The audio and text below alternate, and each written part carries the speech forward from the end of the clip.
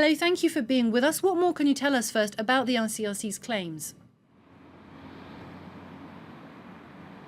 Well, we at France 24 have been in contacts with representatives of the International Red Cross Committee, both in Geneva, their headquarters, but also out here in Iraq. And they have been telling us that they, at this point, don't have much more than what they issued in their statement, where they allege to be currently treating victims who have been brought to the hospital right behind me, the Hozawa Hospital of West Erbil. 7 patients, 5 children, 2 women who have symptoms that are compatible, again, according to that ICRC statement, with exposure to what they refer to as a blistering chemical, probably chlorine gas, that is redness of the eyes, vomiting, irritation, and coughing. According to spokespeople, 6 of those patients are in stable condition, but a 7th one may be in critical condition. And the ICRC, of course,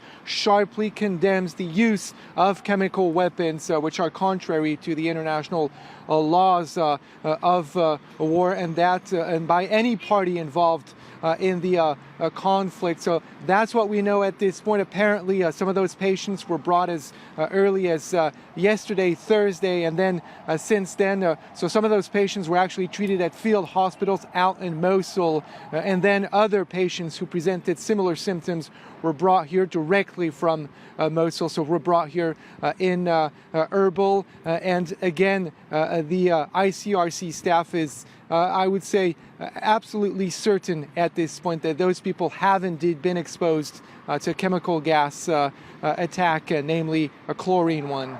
And of course, in that statement, they haven't said who might be behind the attack, but would it be the first time that chemical agents are used in this battle?